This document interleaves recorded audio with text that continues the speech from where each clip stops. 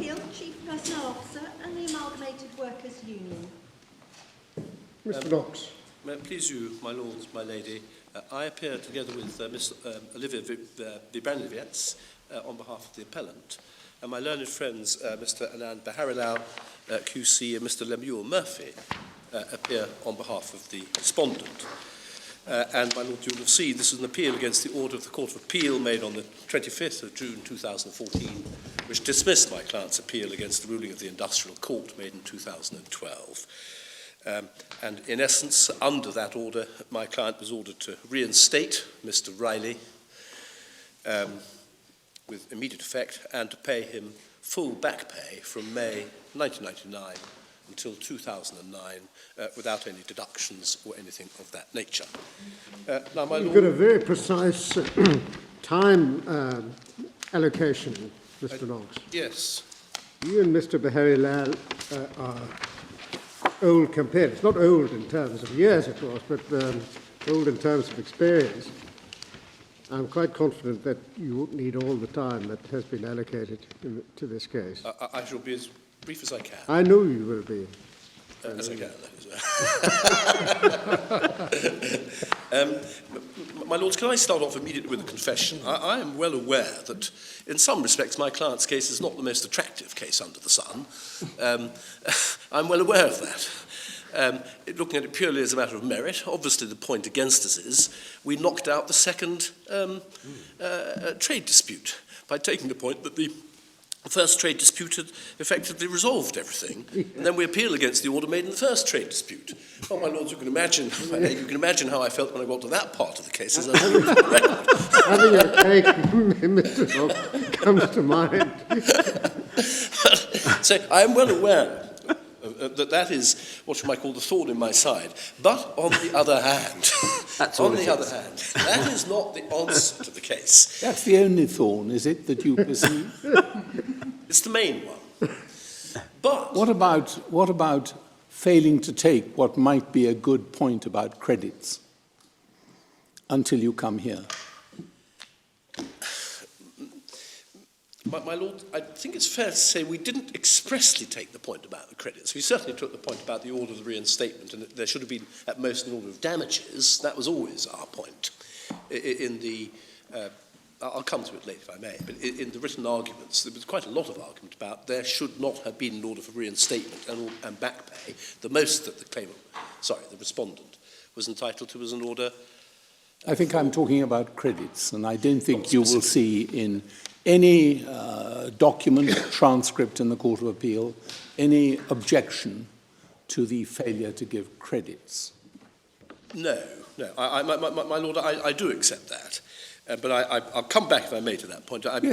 It's a point about damage. I say it was subsumed in the point that we said damages was the right award. I see. That's what it comes to. We certainly took the point, as I understand it, that this award should not have been made. An award of reinstatement simply wasn't open to be made. My lords and my lady, I submit there's one simple solution to what's gone wrong, as I submit in this case. There is no doubt that the Court of Appeal, and therefore yourselves, would have jurisdiction to make whatever order is appropriate were you to allow my appeal. Now, my highest point is, and perhaps not my most attractive point, would be to say, well, look, send this matter back for an assessment of damages, such damage as was sustained by the lateness of the decision, which the employers eventually came up with. Now, that's a very narrow basis. I'm well aware of that. Another more attractive and sensible basis would be to say, send this back for a proper assessment of damages from May 1999 onwards. That way, Mr. Riley will get whatever damages he's entitled to. As simple as that. But giving credit for the amounts of money, he has, and it would seem on the evidence, certainly one view of the evidence, he's been able to earn pretty well full-time working as a soldier. And what we say is wrong in this case is that simply no consideration was given by the Industrial Court to the issue of what is the appropriate order, and they simply ordered reinstatement and full back pay when that simply wasn't an issue before them, not even before them at all. And all that the respondent was asking for was damages. Simple as that. That's all But we ask. note 3 to the notes accompanying Article 16 says that reinstatement will be with both, without loss of back I pay. won't have to deal with that. I said in very summary form that the point simply wasn't before the court. Yes, but you would have been well aware that that's what followed. Well, not necessarily, because there has to be evidence. There has to be a claim for reinstatement apart from anything else. The most that could happen on a proper construction would be as an obligation to reinstate. That's very different from saying that a court should therefore make an order effective if a specific performance for reinstatement, when it may well be entirely inappropriate. It also is very different from saying that if you have reinstatement, you reinstate with full back pay over 10 years, and there's authority to that effect. Mm-hmm. So I do accept, my lady, that the point, you could see how the point could have arisen, but in real life, I submit that this was absolutely outside the nature of the trade dispute, and absolutely not what people were talking about at the hearing. In fact, very much the opposite. I will take you to one or two references, which I hope will show that all that the union representative, Mr. Murray, was asking for was damages. And he was specifically resisting the suggestion that anything to do with the second trade dispute should come, which was about termination, should come into the first trade dispute. And in particular, he resisted the notion that two disputes should be consolidated. So it's not an entirely, it's a bit of a tangled case, I accept that. But this isn't the case where, when you, as it were, run through, I'm not going to go through all the transcript, but it isn't the case when you go through the transcript, you say to yourself at the end, well, obviously the Article 16 point was an issue. It simply wasn't. I don't think it was even mentioned in argument. Part of the problem, if I can just give an overview, part of the problem is one gets the impression that the court had a rather different view of what mattered from the parties. Maybe that often happens. But anyway, that undoubtedly comes across.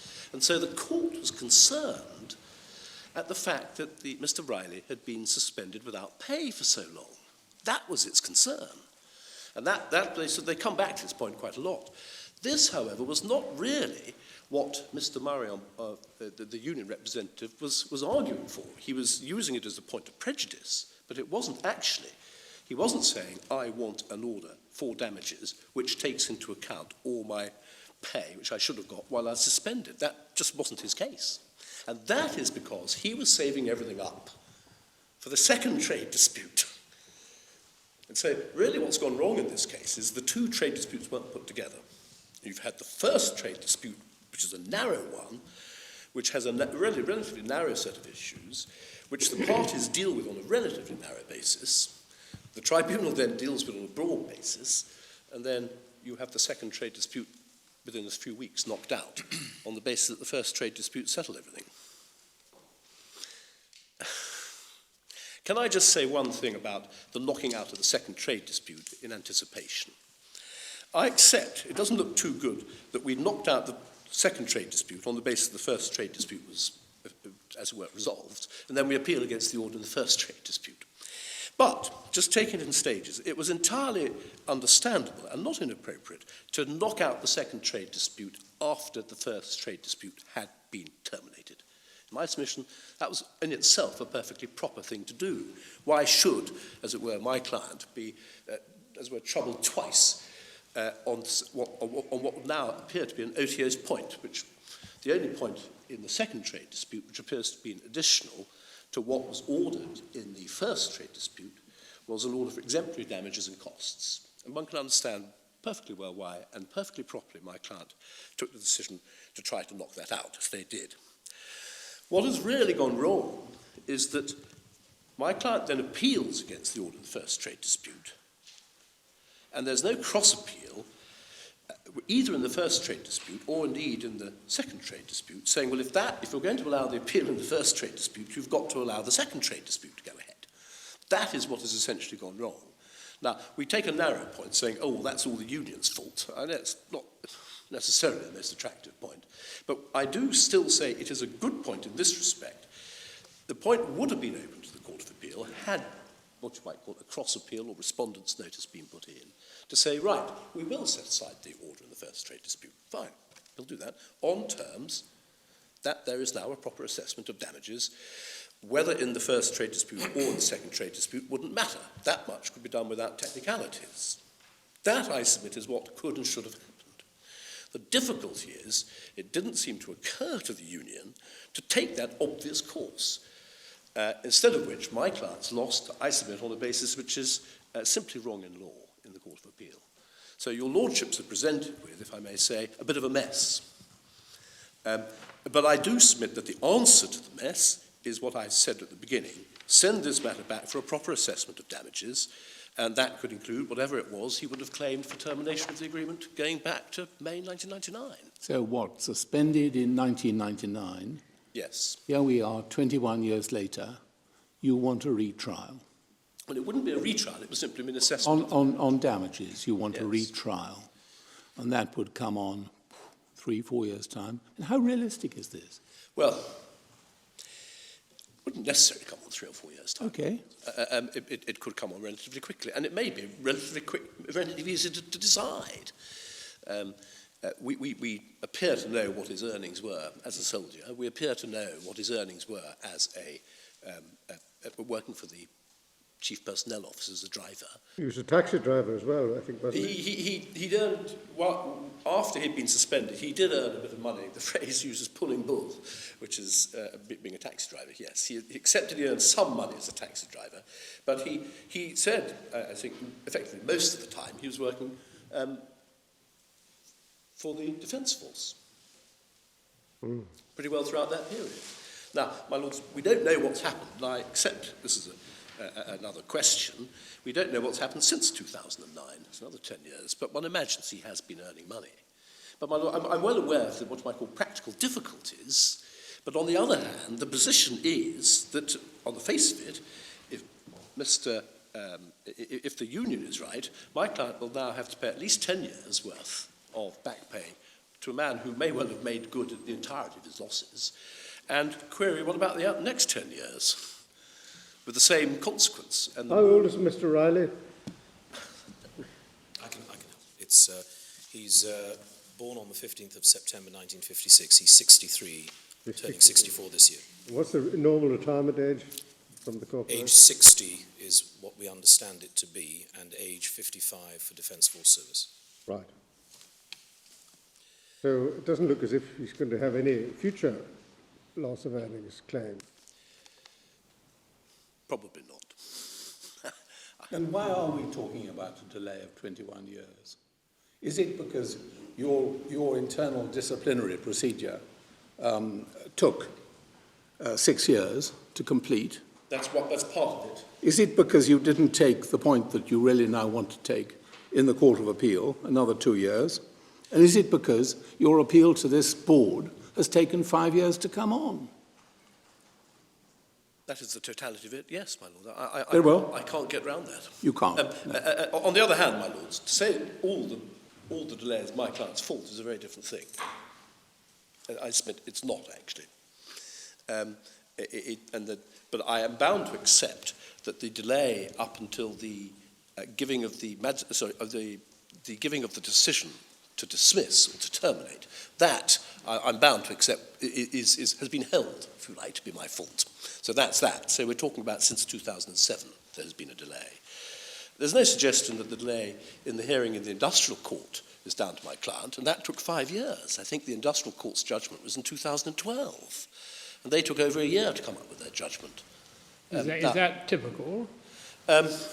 I can't say, my lords. I don't. From my experience, I'm not sure it would be typical now, but from my experience of these matters, it may not be entirely untypical, at least at that time.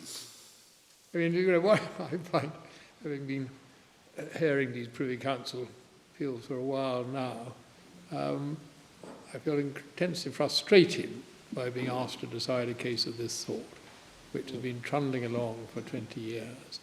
And really should have been sorted out somehow, perhaps by people talking to each other about a decade ago. And here we are dealing with, to my mind, completely abstruse sort of points, which really bear no relationship to the merits of the case. Do you have any suggestions for the future for those? I'm about to retire. So it's not we have an obligation to allay the sense of frustration on the part of Lord Connell. My Lord, I have a feeling that if you were to ask the, as it were, the judiciary in Trinidad, they would simply say resources. Right, well, there we are. Anyway, that's not My Lords, my Lady, can I just take it in that case I've made what I might call a summary of my main points. Can I just take you to the law, first of all? My learned friend raises the jurisdiction point. I don't know if you want to hear me on that first. I might as well deal with it because I'm going to show you the law. It's a pretty short point, we say. It's a bad point, but I can just take you to the relevant sections because there are one or two points of law which are raised. Let's do that. Can we use the appendices to your... Oh, you can, yes, I think you can, yes. It is in the appendix to our written case, and it's also tab 3 of the authorities, and begins, this is the Industrial Relations Act, begins at page 837. And the Act itself begins at 843. I just want to draw attention to one thing in the preamble. This goes to the jurisdiction point. You will note in the preamble an act to repeal and replace the Industrial Stabilisation Act. And then immediately below that, whereas it is enacted by section 13.1 of the Constitution, an Act of Parliament which that section applies may expressly declare that it shall have effect notwithstanding sections 4 and 5 of the Constitution, and if any such act does declare, it shall have effect accordingly. And whereas it is provided by section 13.2 of the Constitution that an Act of Parliament which that section applies is one, the bill for which has been passed by both houses of Parliament, and at the final vote thereon in each house has been supported by a vote of not less than 3/5. Whereas it's necessary and expedient that the provisions of the Act shall have effect notwithstanding sections 4 and 5. Now, you ask, why do I draw attention to that? Well, my lords, what this is doing, if we go back, sections 4 and 5 of the Constitution are the provisions, and they're set out in tab 2. They are the provisions which relate to the fundamental rights and freedoms, which are declared at the beginning of the Constitution. Take for the moment the 1976 Constitution at page 833. And so you have 833, these are the fundamental rights and freedoms in sections 4 and 5. Now, we don't have section 13.2, but we can provide it, but the effect of section 13.2 is set out in 843. And what you'll note is that at the beginning of this Act, the draftsmen are specifically turning their minds to the fact that this Act needs to have some authority to get past, if there's any inconsistency, to get past the fundamental rights and freedoms, and that requires a 3/5 vote. One footnote to note on this, when the Act was originally passed in 1972, as you'll see, it referred not to 4 and 5 of the Constitution, which is the 1976 Constitution, but to 1 and 2 of the 1962 Constitution, which were to similar effect, and also to section 3 rather than section 13.2. But the point is the same. And the reason I emphasise it is that this is plainly not an Act, or the draftsmen plainly weren't thinking when they passed this Act that they were doing anything in relation to the jurisdiction of the Privy Council,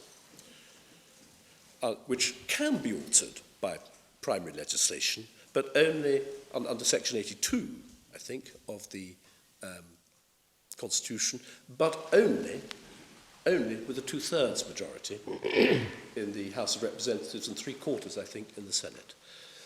So I just make that point as a preliminary point to the jurisdiction arguments. This plainly shows that it's not on anyone's mind that they're, what you might call, removing a right of appeal to the Privy Council.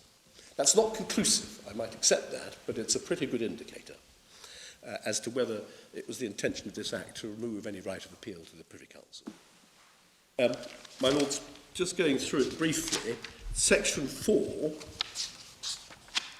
which is at page 850, establishes the court as a superior court of record. Section 7, on page 854, gives the court power or jurisdiction, and A is the important one, to hear and determine trade disputes trade disputes are defined in the definition section, and they include, at page 846, any dispute between an employer and workers and so forth, connected with the dismissal, employment, non-employment, suspension from employment, and so on. So trade disputes are very widely defined. Section 8 gives the court a power to order the attendance and examination of witnesses. And then Section 9 is one of the more important provisions. If I can just ask you, my lords, to read that yourself. Court not bound by the rules of technicalities, such as rules of evidence in this case.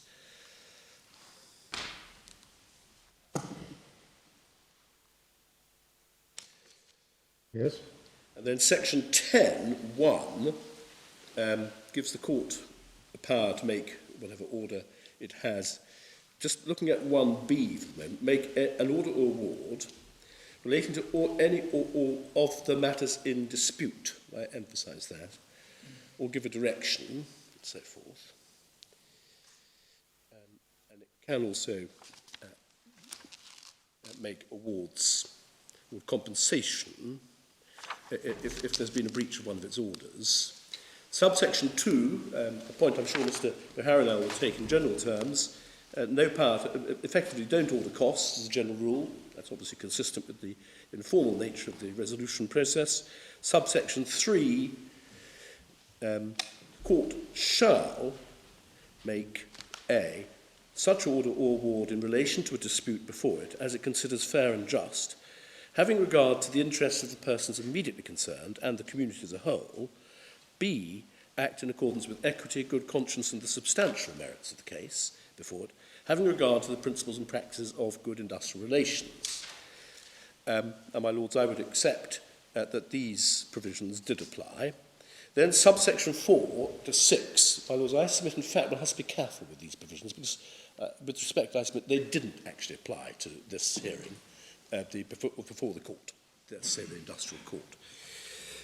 I'll explain why in a moment. My lords, if I can just ask you to read 4, 5 and 6 together to yourselves, and then I'll just make an observation or two upon them.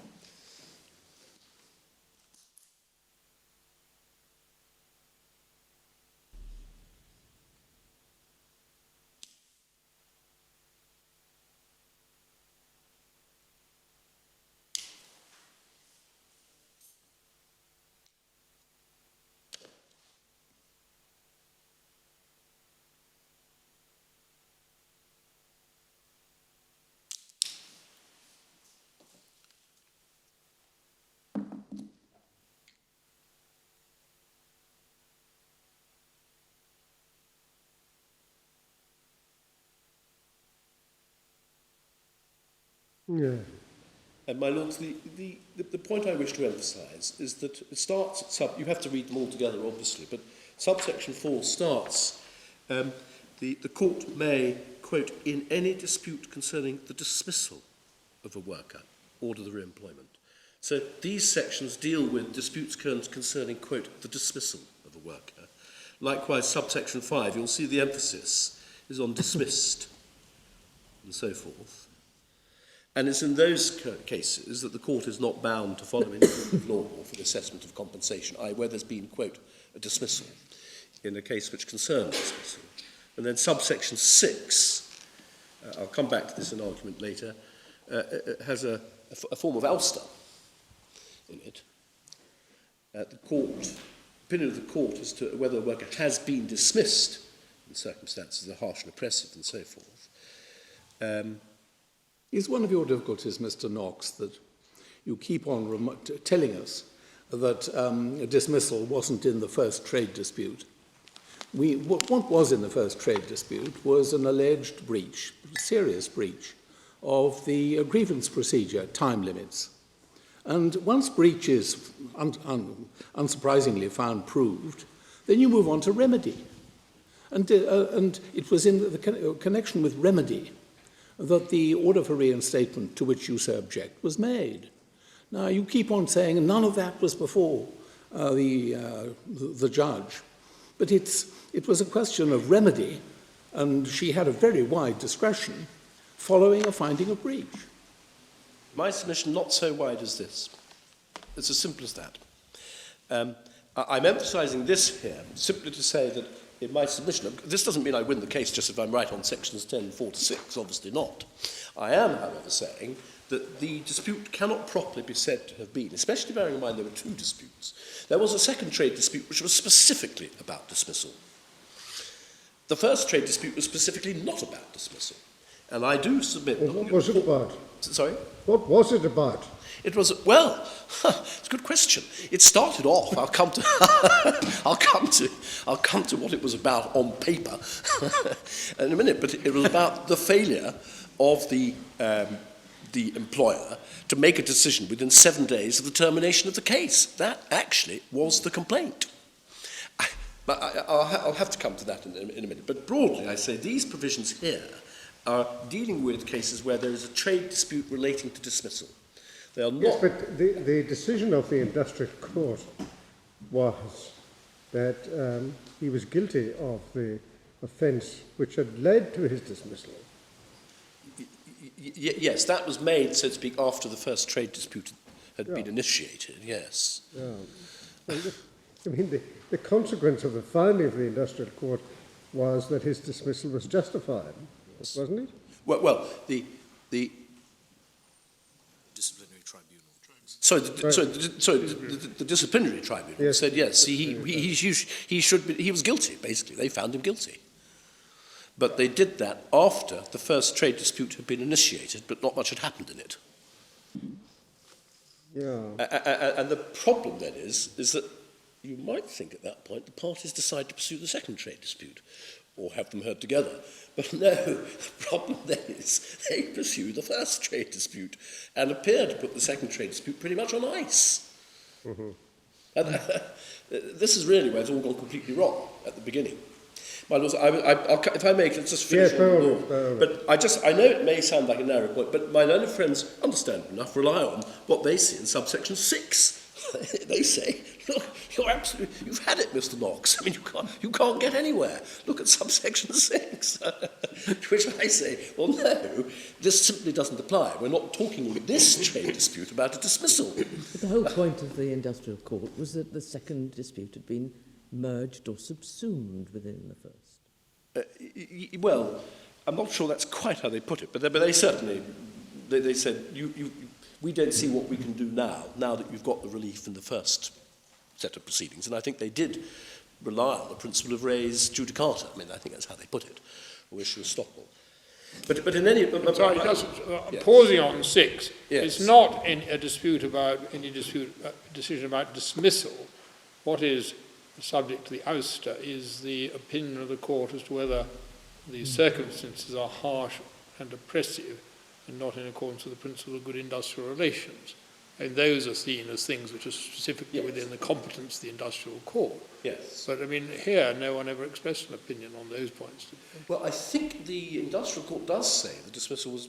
well, not dismissal, far from it. They say that the delay or the conduct... I'll have to come to the words in a moment, but the conduct of the employer was not in accordance with good industrial relations practice. Mm. But they do use that phrase. Yes, but that wasn't the dismissal, it was the conduct. And I mean, as I understand it, what my learned friends say, looking at subsection 6, they rely on the words, and any order for compensation or damages shall not be so. And so they say, well, section 10.6 is engaged, and therefore you have a complete ouster. Now, I submit that my short answer to that is it's not engaged, because this is not a dismissal case. But I will turn to the law later, the authorities and so forth, and say it cannot be a complete ouster of the Court of Appeal's jurisdiction in the limited areas where the Court of Appeal has jurisdiction. My lords, I think one can then move on to subsection... Can I just ask you to note in passing subsection 16? This appears to be off the point, but you'll see why I mention it in a minute. Subsection 16 relates to questions of interpretation of an award made by the court, and so forth. Section 16. Section 16 on page 861. Yes. You have a provision relating to the interpretation of an order on award of the court. Basically, the minister or the party involved can apply to the court. That is the industrial court. to give a decision on the interpretation. Now, that of itself is of no immediate importance, but it's in particular, can I ask you to look at subsection 3? The decision of the court on any matter before it under subsection 2 shall be binding on the parties thereto and is final. Now, you can imagine you can see why I draw attention to that. That, in my submission, is a classic ouster clause. And the Privy Council used to have to deal with them the whole time, and they would always be very much in this form. Shall be final. Or binding, it shall be final. That's the classic way of ousting a jurisdiction. One then turns to section 18. And you have 81, subject to subsection 2, the hearing and determination of any proceedings before the court, and an order or award or any finding or decision of the court in any matter, shall not be challenged, appealed against, reviewed, quashed, or called in question in any court on any count whatever, mirroring in that part the words you see in 10.6, and then adding, B, shall not be subject to prohibition, mandamus, or injunction in any court on any count whatever. So that's the starting point. But then you have the exception, subsection 2, subject to this act, any party to a matter before the court is entitled as of right to appeal to the Court of Appeal on any of the following grounds. So this section is therefore subject to subsection 6 of section 10. I say not, but I say not. But my lords, I imagine you'll be drawing attention to the phrase subject to this act. Yes. Exactly. But my lords, I submit, just in a word or two, subject to this act is referring back to, for instance, section 16. The argument against this, I apprehend it, would go, if I'm right, surely subsection 2 should start off by saying subject to subsection 1, or something like that. It doesn't, I agree, it says subject to this act. But what I submit it's referring back to is the decision of the court on any matter before it. And it's covering that. It's not intended, in my submission, to cover what you see in section 10, subsection 6. Which is a pretty inept way of putting it, isn't it? I mean, subject to this act would normally connote subject to any provisions in this act. I agree. But, my lords, one has to come up with a sensible construction. And if one just looks at the very limited circumstances in which the Court of Appeal can intervene, I submit that it is proper to construe section 18.2 as governing or being trumping, if you like, section 10.6. And the reasons, just if one looks at the limited nature of the Court of Appeal's jurisdiction, 2A, one basis is simply no jurisdiction at all. B, excessive jurisdiction. C, the order of award's been obtained by fraud. Now, then erroneous illegality and so on.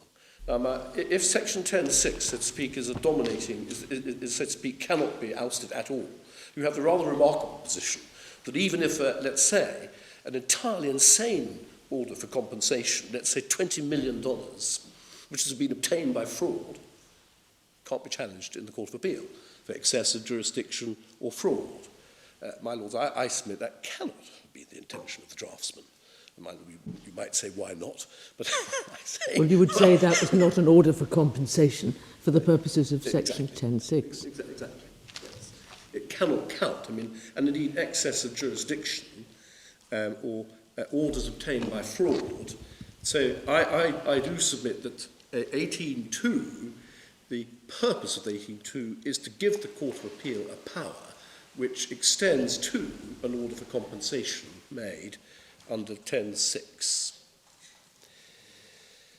Well, you have the incongruity that section 18.1 says subject to subsection 2, and subsection 2 says subject to this act. Yes. Well, that's a bit of an anomaly, is it not? Well, it is, my lords. I submit one has to do the best one can in construing. I mean, the fact is sometimes something goes, what you might call slightly wrong in the wording of the statute, and one does have to try to work out what the sense of it is, rather than construing it in such a way as to deprive it of any sense at all. And so in any event, there is, I may come to this later, this particular point, there is some authority on the point of Trinidad, which effectively says we're not quite sure what the answer is. It might all depend on the nature of the facts and so forth. But I'm not aware of any binding authority in Trinidad. But in any event, my lords, you have my submission on section 18. Good. Sorry, Yes. just to be clear then, could you say again, for my benefit, how section 18.2 in your submission operates? It operates, first of all, it operates as an exception to 18.1, obviously. Second, as between 18.2 and 10.6, 18.2 defeats 10.6. So that is to say, there would be power in the Court of Appeal. Let us say a decision has been made under 10.6 in relation to harsh and oppressive, but let's say outside the jurisdiction, or in excess of the jurisdiction of the court, then you would be entitled to go to the Court of Appeal and say this was an excessive jurisdiction. And that makes sense, if I may say, because whereas, of course, you don't want questions of fact, or anything to do with the facts about oppression and good industrial relations going off to the Court of Appeal, they're not in a position to decide it. Questions of jurisdiction are matters which the Court of Appeal can deal with. Likewise, questions of fraud can be dealt with by the Court of Appeal, and likewise errors of law can be dealt with by the Court of Appeal, or specific illegality. So I submit that the sense of the two provisions together is that the purpose, if I can put it this way, the purpose of sub 10.6 is limited to ensuring that the Court of Appeal doesn't get involved in any factual disputes or assessments of what counts as good industrial relations and so on and so forth. Well, I mean, 10.6 says, any order for compensation of damages, including the assessment thereof, shall not be challenged, appealed against, reviewed, quashed, or called in question. Yes, I mean, I accept that. on its face, that precludes any jurisdiction in the Court of Appeal, doesn't it? On its face. In fact, you've got to effectively disapply 10.6. Well, I say the effect of subsection 18.2 is just that, or the proper reading of the statute. And bearing in mind, my lords, I'm going to use the word purposive. On a purposive construction of 10.6, it cannot be intended to override or give jurisdiction where there is no jurisdiction. It cannot be intended to authorise the making of an order by fraud, obtained by fraud, and just saying there's nothing anyone can ever do about it. My lords, there's one other tiny technical point which I have about 10.6, which I should mention. That is, if you look at the definition of court, it's got a capital C. Court is defined. And court, it need hardly be said, is defined as means the industrial court established under this Act. So one could take an entirely different view of 10 subsection 6. If you go back to 844. So, my lords, if I say, if we're in the land of the literal, I'm prepared to go there if I must. But I'm prepared to settle for the middle way. I was going to say one has limitless admiration for your ingenuity, Mr. Knox, but this may be straining it slightly. Well, you're entitled to rely, perhaps more realistically, on the general principle against ouster and his minic principle. Well, indeed, it's in the investigatory powers case. I mean, there's a general, strong, I think, strong presumption that against ousters, and I would respectfully submit, especially when you're talking about fraud, an almost overwhelming presumption. I mean, the points picked out in are those sort of serious errors which is thought shouldn't be subject to ouster. Yes, yes. And these are classic things which would actually not survive an ouster. Yes. No jurisdiction, excessive jurisdiction and fraud. Maybe not so much the other two, but those three are absolutely at the top of the list of the things that can't be ousted. So, my lords, that's my submission on 10.6. 18, just if I may carry on with 18, and I can deal briefly now, while I'm on 18, with my submissions, I think, on jurisdiction. 18.2 I've already drawn attention to, and I say the facts of this case come within B or D, excess of jurisdiction, that is to say, outside the trade dispute referred to the court, and also in breach of natural justice. And then D, erroneous in point of law, the making of an award of reinstatement without considering whether reinstatement was actually the appropriate remedy at all, and more specifically, ordering full back pay without any credits whatsoever for sums received. Subsection 3, the powers of the Court of Appeal,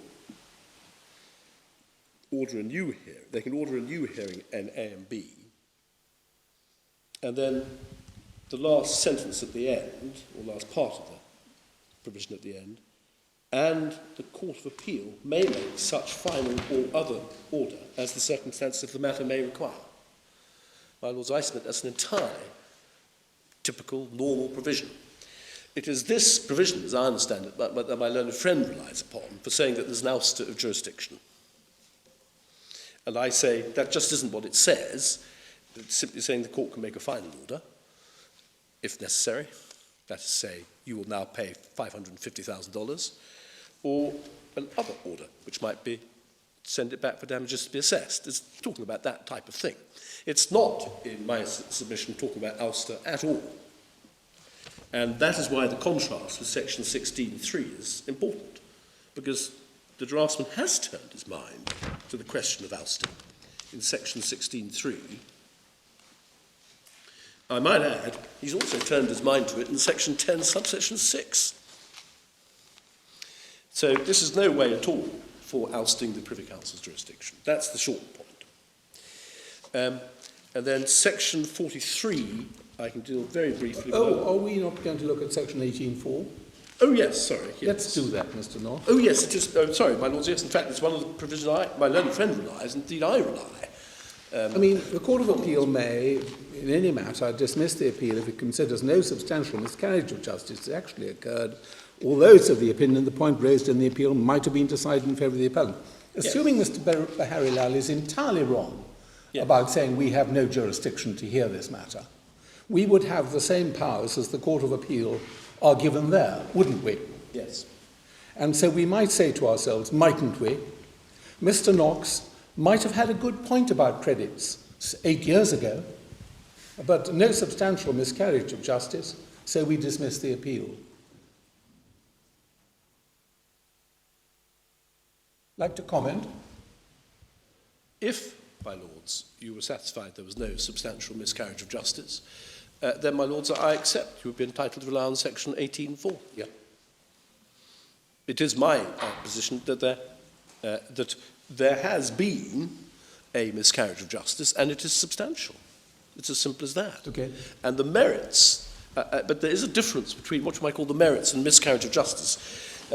In my submission, if my clients are being asked by virtue of the order made to pay a sum 10, 20 times as big as the sum which, on any sensible view, they could be asked to be paid, there has been a substantial miscarriage of justice.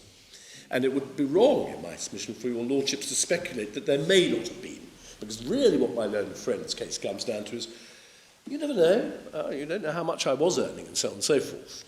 But we do know one thing, certainly it was uncontradicted, that while he was working as a soldier, he earned more money than he would have done while working for the employer, for my client.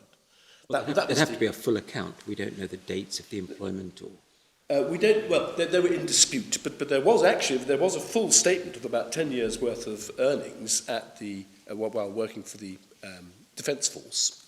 It was actually produced in evidence. It's not in the record, but it was said to show, I think, something like earnings of $579,000 over 10 years.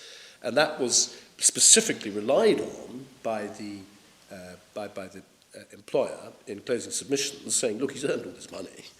It wasn't contradicted. And nor was it contradicted even before then. The only issue that the union took is, well, he wasn't paid all that frequently. In other words, he wasn't paid on a monthly basis. He might have to wait a few months before getting it, and so on. So there was no dispute. There was a lot of money was paid over. So this is not a case where I'm saying oh, who knows, he might have earned something, so send it back to see what he did earn. This is a case where, on the face of it, the evidence shows he did earn. And we know, and the allegation was he earned more with the soldiers, with the defence force, than he would have done if he'd stayed with us. And that's the... Now, I'm not saying your lordships could begin to resolve that. Obviously not. But on the other hand, it's a serious point in the case, which means that you cannot say that there's been no miscarriage of justice. All you could say is it may be the case there's no miscarriage of justice. We don't know. If there is a miscarriage of justice, of which you are the author because of your shutting down the second trade dispute, does that remain a miscarriage of justice? Well, what one has to look at overall is the position overall. You have to decide whether it's, if you are satisfied that no substantial miscarriage of justice has occurred, then you can dismiss the appeal. But you have to be satisfied, considers, that no substantial miscarriage of justice has occurred. The fact that my client may have behaved not particularly brilliantly by getting the first trade dispute knocked out, in my submission... Second one. The second one is in my submission neither here nor there on the miscarriage of justice point. The miscarriage of justice point focuses on the result.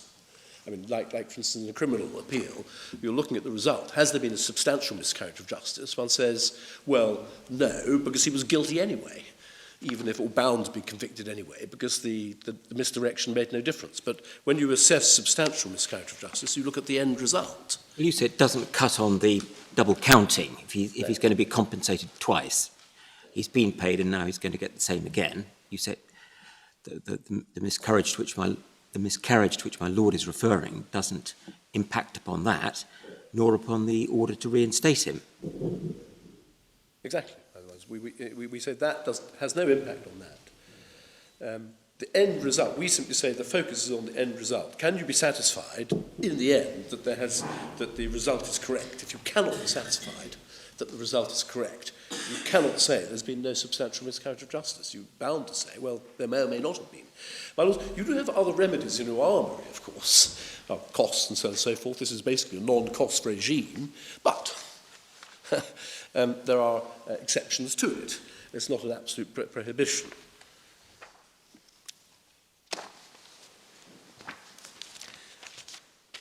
My lords, I don't think... I was going to take you briefly, to section 43, just really for completeness' sake, which tells you what a collective agreements. Collective agreements are provided for by section 43. They last for 3 years, 43.1. You don't need to know much more than that about collective agreements between unions and employers. The important provision is 47.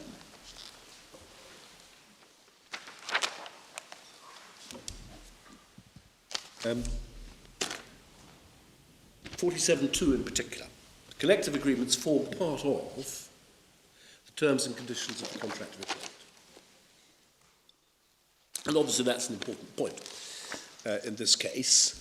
And then very briefly, the only other provisions of any relevance to this case are 51, which is how a trade dispute gets going, and that is it's reported to the minister, but only by the employer or a union and so on and so forth. So that's how a trade dispute begins, and then there are provisions as to how the trade dispute is supposed to be resolved, which go on for quite a few sections until you get to 59, page 892.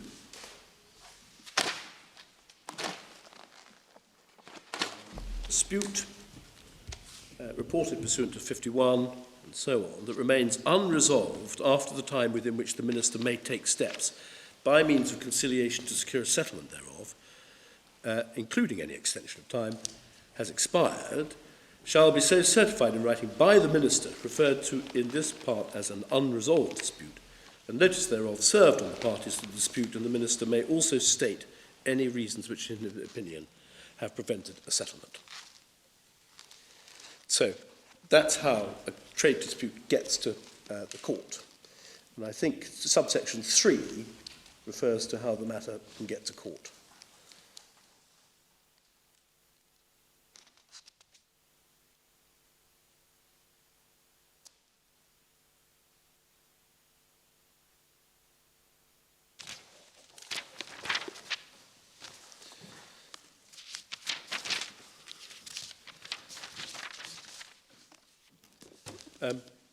My Lords, I propose just to run very briefly through the main facts and come to my arguments. I don't think they'll take terribly long. My Lords, our first ground of appeal is excess of jurisdiction for one of two reasons. First, the order the court made was outside the trade dispute that had been referred to it.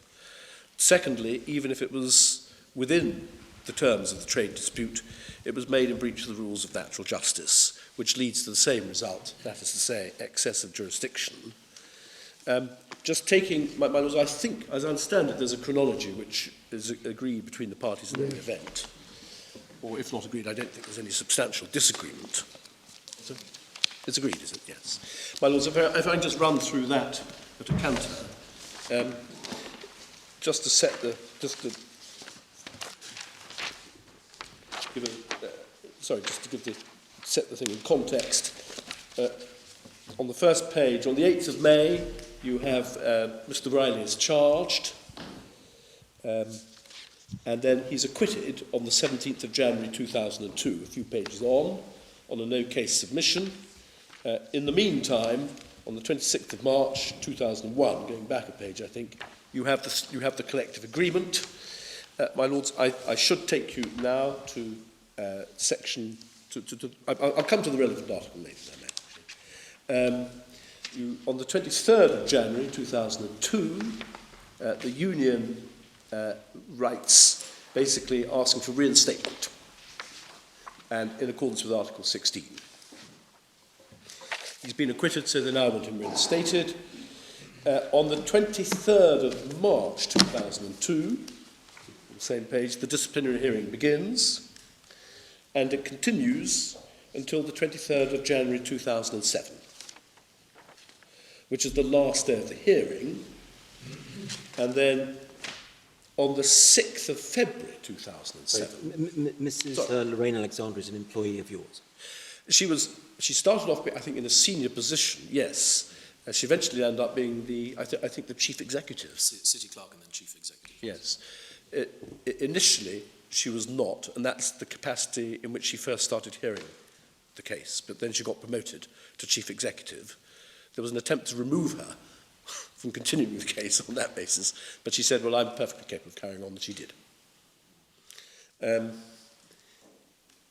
So the last day of the hearing is 23rd of January 2007, and that is the point at which I think it's the 14-day provision applies, from which it applies. And so on the 6th of February, Mr. Murray, who is the union representative, writes to the employer saying that you haven't reached a decision within 10 days, sorry, and that's a breach of Article 16.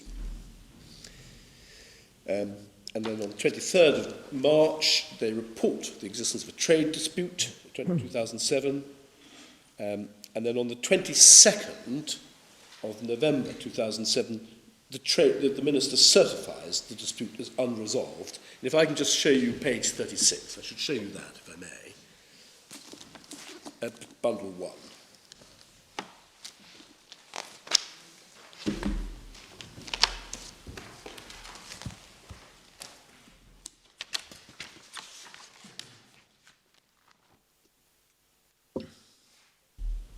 Begins at page 35, 22nd November 2007, pursuant to section 59(1) of the Act. And you will see on page 36, the dispute, as reported by the union, concerns the failure to follow the grievance procedure, Article 16, effective 6th of February 2007 in respect of the tribunal of Daniel Riley. So it's simply the failure to follow, and that will only be the failure to produce a decision within 10 days. You'll see there's a reference to a report on page 35, date of report, 19th of April 2007, and that is attached, and I think that's at page 42. So this is the report which has prompted the trade dispute, page 42.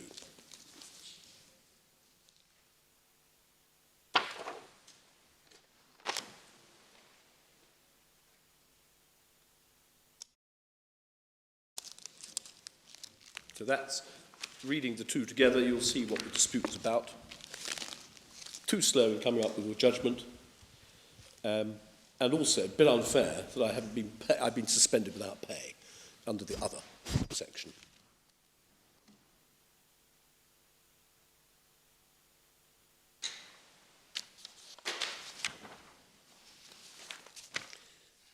My lords, my lady, continuing with the chronology, not much seems to happen on this dispute at first, and you then get to the 4th of April 2008, over the page, when the employer writes to the union, Mr. Riley, saying, you have been found guilty of the offence.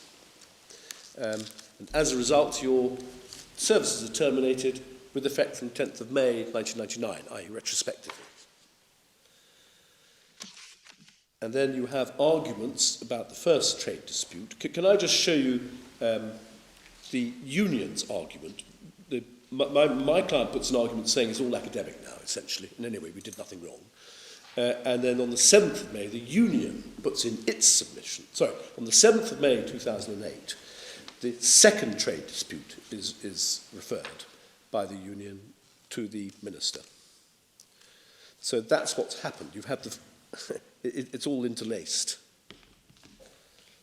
And that's... But despite that, it's only the first trade dispute that actually seems to take wing. Not much happens on the second trade dispute. And so from now on, virtually everything in the chronology is to do with the first trade dispute. On, I think this is the 26th of June 2008, you have the arguments of the union. If I can just ask you to turn to page 85, just to see how the point was put. It starts at page 85.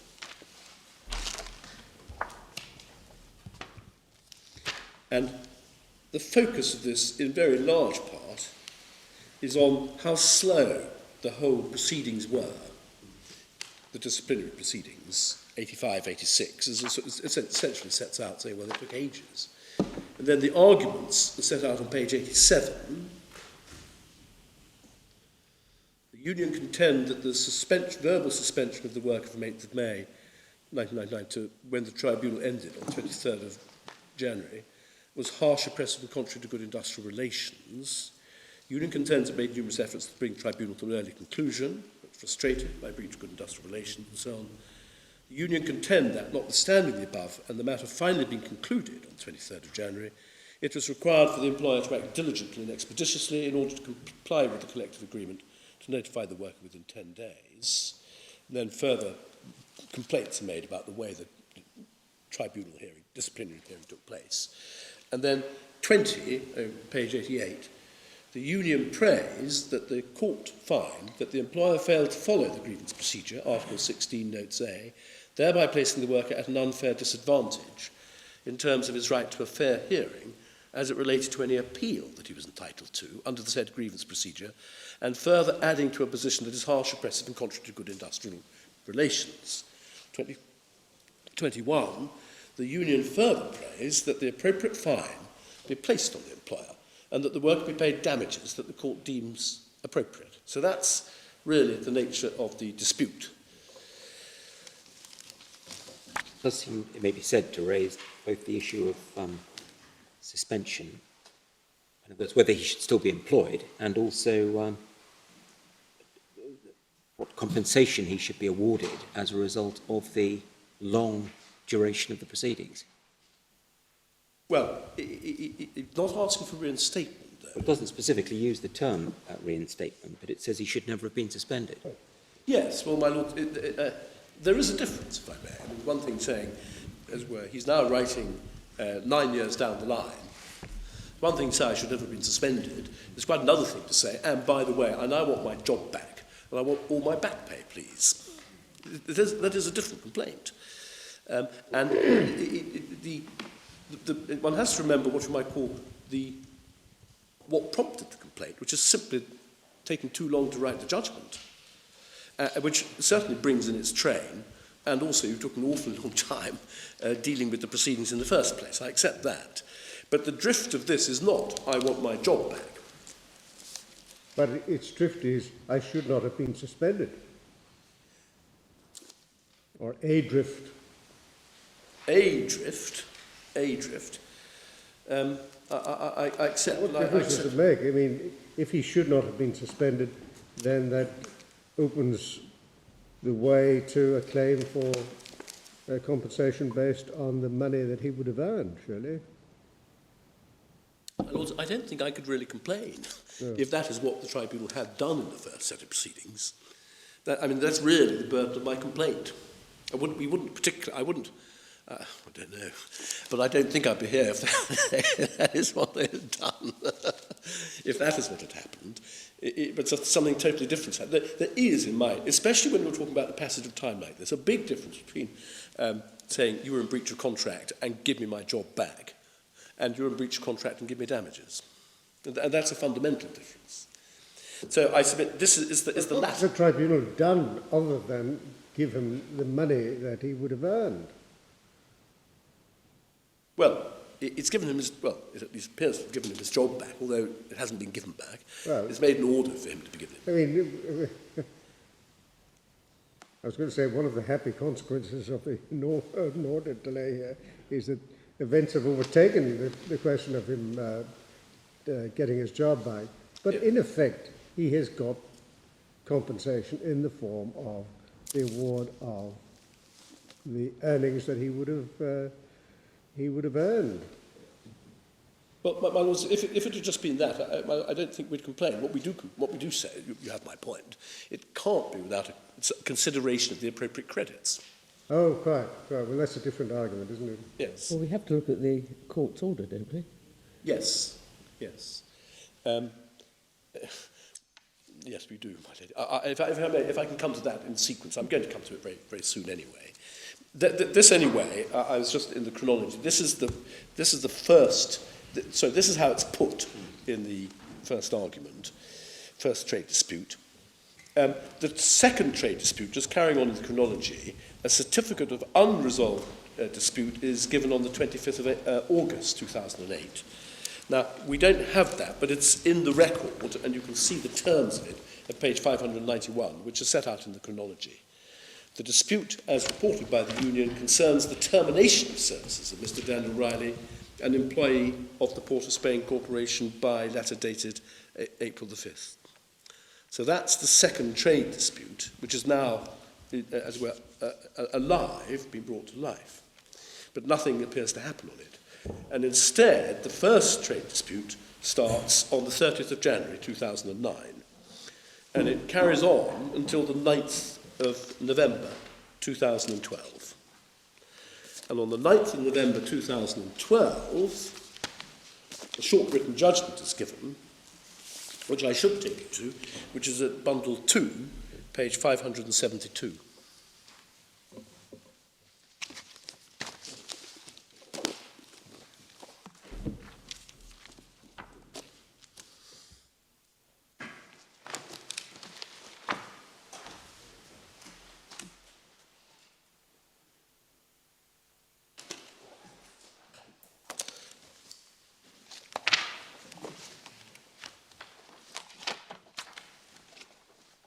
Sorry, 571 is where it begins. There's a short extract at 571, and one can pick it up at line 20. Having received and considered all of the evidence in the dispute, balancing the impact of the delay on the worker with the causes of the delay proffered by the employer, we find that the delay to process an ordinary matter in accordance with the grievance procedure and all the principles of good industrial relations practice was excessive and, in the absence of good cause, unreasonable. We therefore uphold the union's claim and find that the employer's inaction resulted in substantial unfairness to the worker. Consequently, the employer has waived the right to impose discipline on the worker. Based on our findings, the court hereby orders that 1. the worker Daniel Riley be immediately reinstated in his former position without loss of seniority, emoluments and other benefits whatsoever. 2, the employer computes the worker's salary and pecuniary benefits from the date of his alleged dismissal, 10th of May, 1999, to November 9th, 2012, and pays to the worker the sum of that computation on or before 17th of December 2012. This order is effective today. So it is, in my respectful submission on the face of it, on any footing, saying you will pay everything, and there's no such thing as a credit. Can we just unpick this? Yes. Lines 4 and 5. Yes. Consequently, the employer has Yes. waived the right to impose discipline on the worker. You Yes. don't object to that finding. No. If the right to impose discipline has been waived, then surely what follows is his continuing work. No, my lord, not necessarily, no. It may be that we can no longer, well, not just maybe, it is the case, we can no longer continue to prosecute the disciplinary proceedings. I would also accept it must follow that the purported termination which was made by the employer pursuant to its findings in the disciplinary proceedings would no longer be a valid termination. It would be a wrongful termination, might be a wrongful breach of contract. But it doesn't follow from that that there is an automatic order, right, to reinstatement. It all goes back to the damages reinstatement distinction. No right to impose discipline. Well, then he's back there, in harness. Well, you get into this, the old debate about termination of a contract. On the face of it, he would say, well, the termination, purported termination was unlawful, therefore is of no effect in law, therefore I continue to be, quote, employed under the contract. My lords, I could see one could get that far. One could get that far. It doesn't follow, from my submission, that one would then say, well, I am now going to make an order requiring the employer to re-employ you. The question would still be, should I order damages or reinstatement? And Well, you do accept that once the breach has been found and the legitimate conclusion reached that your client has waived the right to impose discipline, then there's a remedy question. Certainly. Yes. There's a remedy question referable to the dismissal. Yes. So dismissal does come in to the first trade dispute at the tail end following that line of argument. Well, my lords, I respect not, because it is, as you say, at the tail end. And you have to look at these things, I'm going to say all the old cliches in context, because the whole point is the respondent did not want the termination dispute joined in with this. And my... So that is the difficulty. I submit the furthest one can take it is that it might be said any purported termination was an unlawful act. One can see that much. That much one could see. It certainly doesn't follow from that a court or the court orders actual reinstatement, forcing the employer to take someone back when, for all we know, there's no job there and he's not able to do it and so on and so forth. Doesn't follow. Thank you. And it certainly doesn't follow that you have absolutely no credits for earnings in the meantime. That certainly couldn't follow. Thank you. My lords, I want just to take you briefly to the judgment. This was given on the same day, the judgment. Yes, it's given on the same day. Yes. So there's an oral, there is a hearing at which something is said and at which the judgment is handed down. Is that Yes, as I understand it, yes. They're both on the 9th of... I have a feeling that what you see at 571 is, so to speak, what was said orally. Yes. As, this is what the ruling is. And then they're handed down a piece of paper, which you see at 573. Yes. Thank you. Sorry, I mean the judgment. Yes, the judgment, yes. Quite no, not the right way of putting it. Surely all they're saying is, based on our findings, he continues in employment. I know it says immediately reinstated, but that's obviously just a way of saying the consequence of what we're holding is that he continues in employment.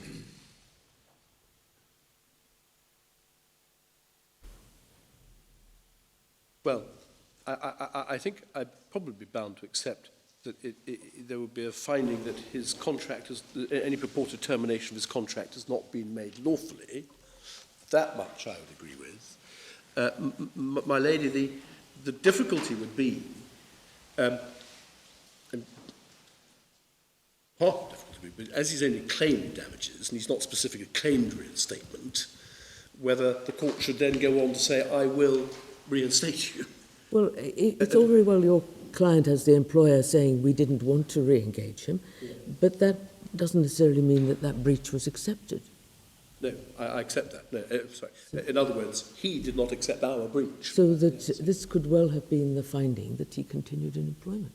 Well, my lady, I think I'd be bound to accept the logic of what they say is he did not abandon his job, and therefore, although they don't say it, he remained ready, willing and able to perform it, and we therefore will treat him as being ready, willing and able still to perform it, and therefore the contract we will treat as still being on foot.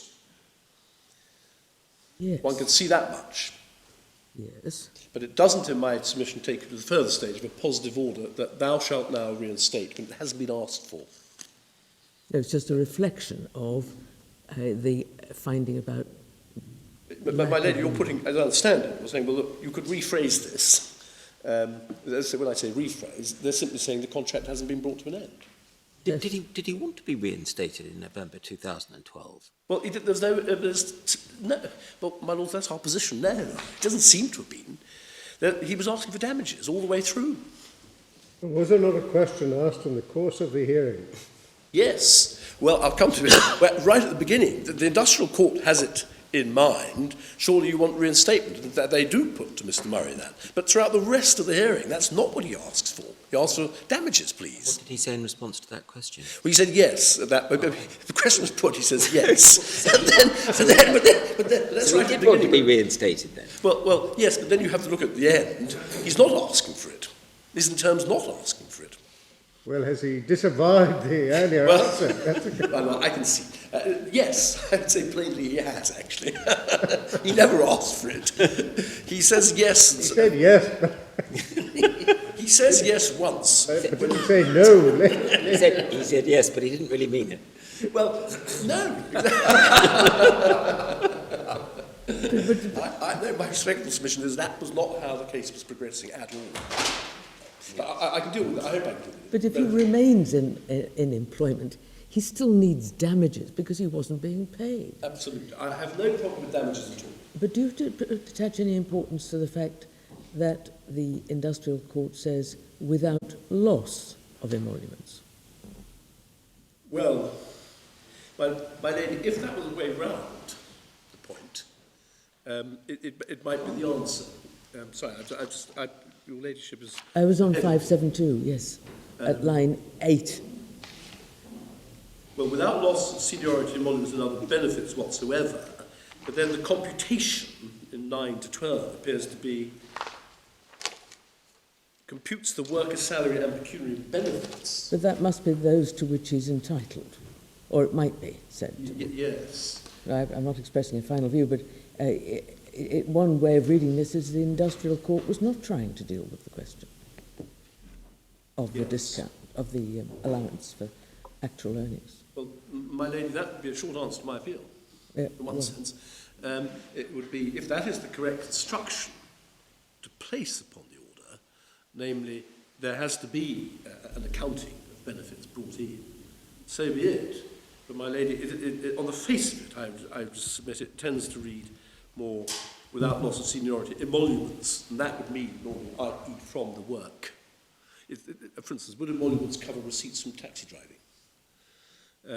I can see arguments about that. Emoluments from your work as in the defence force.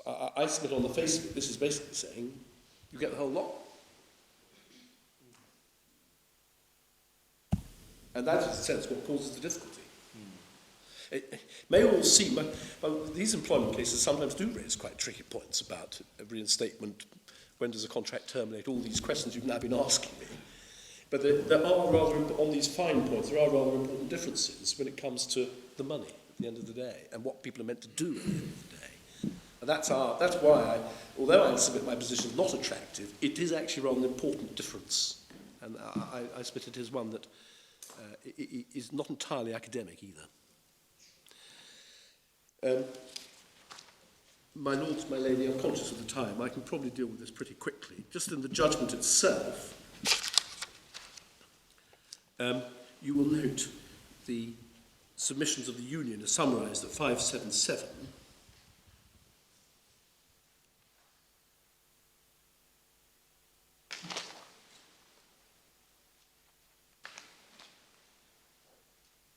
Grievance procedure clause is mandatory. Failure to comply in toto with the notes provision was a violation of contractual obligation, gives rise to a claim of damages. Conduct was unreasonable and so on. They summarise the employer's position. And then over the page, 578, in essence, the parties urge the court to accept their respective submissions and prayers. In this regard, the union prays for an order for damages plus costs, and the employer prays for an order for of dismissal. And then 579, just to make good the point that this was not really a point about dismissal in this case. 579, halfway down, suspensions are temporary by definition. Accordingly, an indefinite suspension is unlawful and may also give rise to a personal grievance or unjustifiable dismissal, and so on. But they're not, in my submission, they're saying there was an unlawful dismissal here. It's not quite how they're putting it. And then the next paragraph, final sentence. Upon receipt of the... Well, yes, that's the original complaint back in 2002. He certainly asked for reinstatement in 2002, but that's not what he's asking for in the first trade dispute. That's what it comes to. And then over the page, penultimate paragraph, further, in the absence of any credible evidence, we reject the employer's conclusion the worker abandoned his job.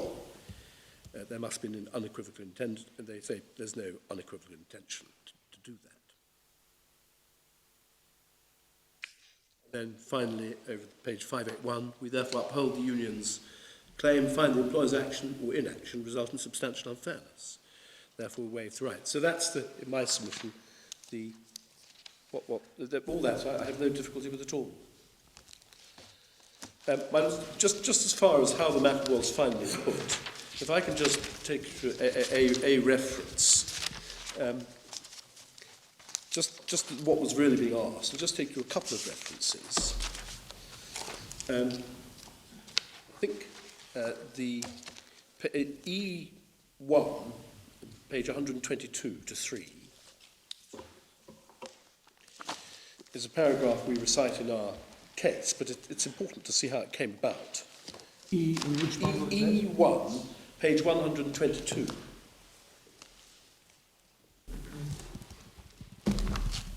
What is E1? Volume 1 of the record, page 122, sorry.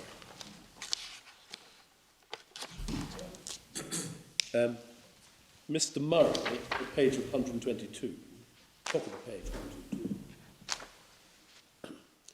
The substance of this matter deals with the employer's failure to follow a section of the agreement, and that's how he's putting it. You then do have the exchange, and this is all in opening, the exchange in which the word reinstatement was mentioned.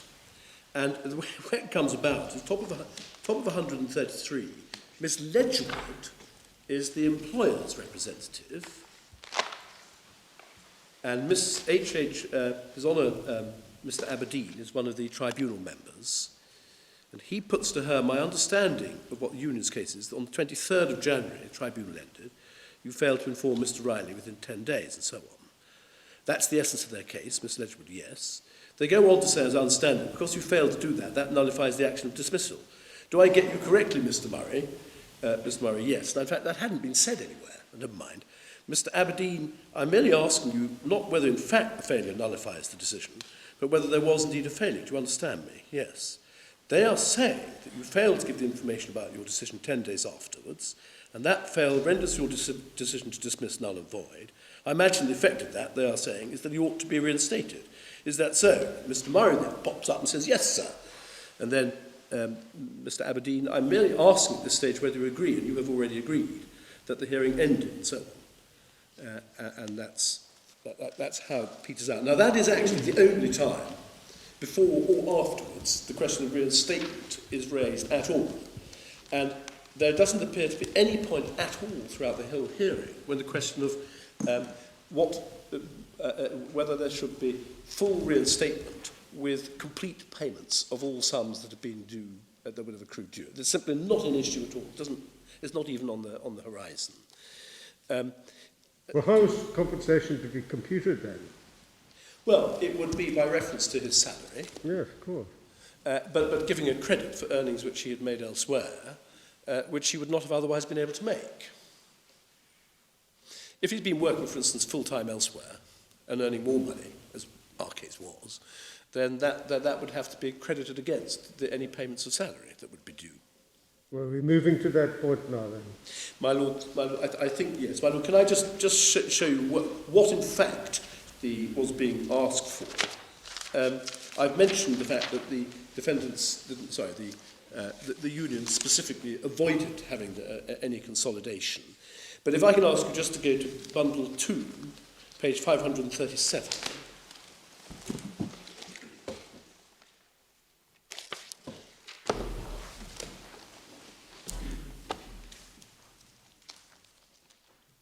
Yes? This is the closing speeches.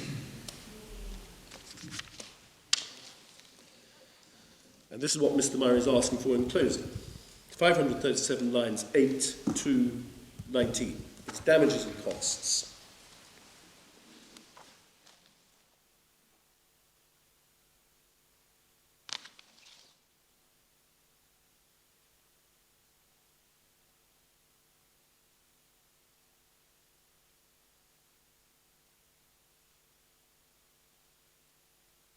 Then, just in a similar vein, a little earlier on, page 522, there was an exchange between, in the course of the cross-examination of one of the soldiers who came to give evidence about earnings, Mr. Riley's earnings, at 522,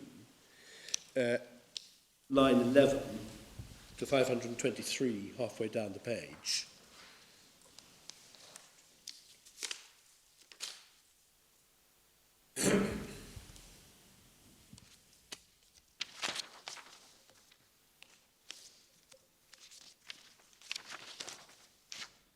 Again, it's just damages he's asking for.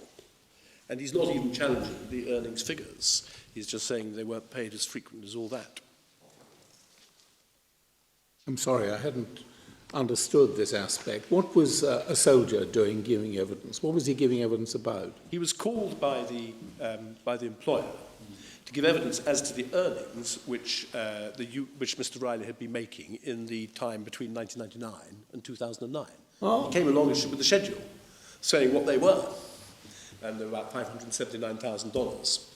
He was cross-examined, but on the basis that Mr. Riley wasn't being paid, so what you might call it didn't come in monthly, it came in rather erratically, but that was it. So there was evidence of his actual earnings throughout the whole period. Now, so it's a real point in the case. Yes. And my Lord, one could pick it up, if just while I'm on that point about the earnings, I think in our, if you go to page 22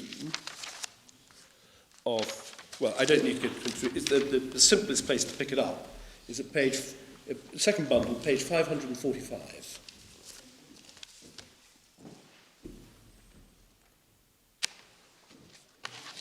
Yes. And this is the employer's representative in closing and you can see what she is arguing. There's an argument about what exactly it meant to be a permanent reserve. That doesn't matter for the moment. The point is about earnings. At line 8, second paragraph, Your Honours, the worker has mitigated his losses, so I have to ask what damages can he claim for. The fact that Mr. Riley is a permanent member of the staff with the Trinidad Force, is he now proposing that he holds and performs the permanent jobs of both the Defence Force and so on? How is he going to perform his jobs? And then at page, I should have taken page 545. I was reading from 546. 545 at the foot of the page. Last paragraph. Warrant Officer Carl Dillon came before us with document CD1 dealing with workers and monuments. It indicated that during the period of 1999 to 2009, Corporal Riley, who's known as Corporal Riley, earned over $559,000 in the Defence Force as a reserve soldier. This figure would have covered the period Mr. Riley was suspended. It certainly would have exceeded what he would have gotten at the corporation had he not been suspended without pay, and so on. It would go to the passage I mentioned. And that is why Mr. Dillon, Corporal Dillon, was called, and he came along with an exhibit which effectively said this is what's been received over the last 10 years. And we give references to these, to this aspect of the case, just if I can, in the conscious of the time. Paragraphs 42, subparagraph 4, in my written case, in our written case, and then 43, subsections 6 and 7, subparagraphs 6 and 7. Sorry, say that again. Paragraph 43, it's paragraph 42, subparagraph 4, and paragraph 43, 6 and 7 is where we give all the relevant references, I think, to the earnings, evidence about earnings received elsewhere. What are the pages? And those pages are 740 and 742. Thank you. Does it follow that the Industrial Tribunal had well in mind that he had been earning substantially since 1999? No. Because they didn't turn their mind to it at all. And it took them over a year to write their judgment. Sorry to put it so bluntly, but they don't refer to it at all. This is Miss Ledgerwood, Mr. Ledgerwood. Ms. Lee. Miss Ledgerwood. What did Mr. Murray say about this aspect? He didn't say anything about it at all. He didn't contradict it. He might have wanted to say something about quantification of damages and things, but he didn't say anything at this point. He didn't say it's wholly irrelevant. When he cross-examined the soldier who gave evidence about this, he simply said, well, this wasn't paid that frequently, was it? In other words, you didn't pay on a monthly basis, there were gaps and so on and so But forth. he didn't say it was wholly irrelevant. He opposed the introduction of the evidence on various technical grounds, but he didn't say it was. I don't think he either said it was irrelevant or relevant. Well, he didn't say that it should be disregarded in any event. No, that didn't seem to be his case. His case was I want damages. Right, well, where are we now, Mr. Roberts? My Lords, I think that brings me, in real life, to the end of my first point. I say there's excess of jurisdiction, breach of natural justice is all set out in my case. The second point is the error of law point, which is strictly separate, but obviously connected to it. And the first point we make, and I can deal with this briefly, we say it was wrong to order reinstatement as such, for many of the reasons I've already gone through. It's one thing to say that the contract was still on foot because there'd been no lawful termination. It's another thing to say, you, employer, must now take this man back and have him on your payroll as one of your staff and give him something to do. It just doesn't follow. What would follow, of course, would be damages. That would be fine. But that does not authorise an order for reinstatement. That's the first point. The second point, and again, we set it out in our case, is even if reinstatement was a proper order, it certainly doesn't follow that you have reinstatement without credits for the sums earned in the meantime from alternative sources of earning. And, my Lords, the authority for that is McLaughlin, which is at 1236 of the record in the bundle of authorities, I think in the second bundle.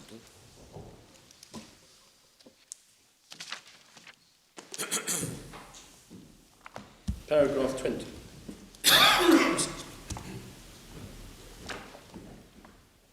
paragraph 17 of 20, sorry. My lords, my lady, this is a case of a public official who was wrongfully, effectively wrongfully dismissed, wrongfully removed from office. He therefore couldn't work for a long time, but it was held that he hadn't given up his office. He was entitled to come back.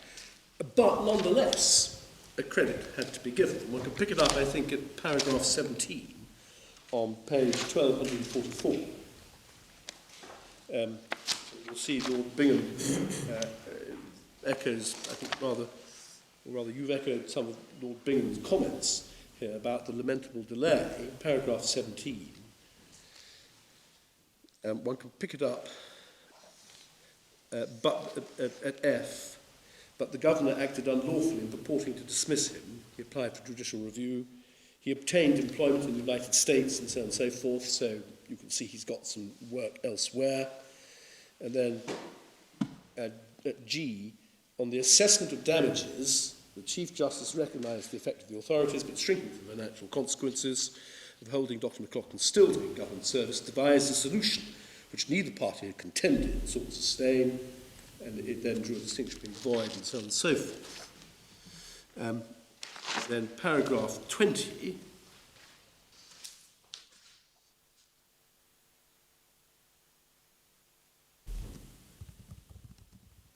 Dr. McLaughlin's appeal is allowed. The board declares the purported dismissal was ineffective.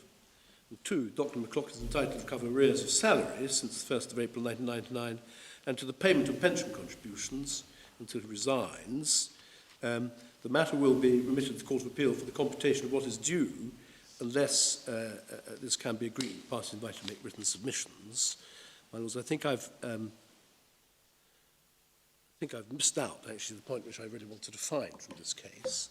Making allowance for his earnings. Yes, making allowance for his earnings, yes. Where is that? It's in the middle of the paragraph, just between D and E.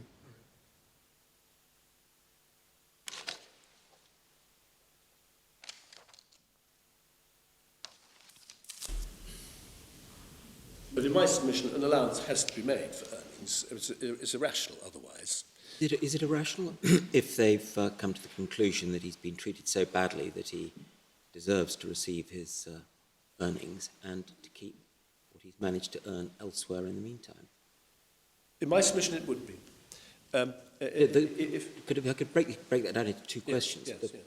You would accept the court had jurisdiction to effectively let him keep his earnings and be recompensed for his loss of earnings with the company?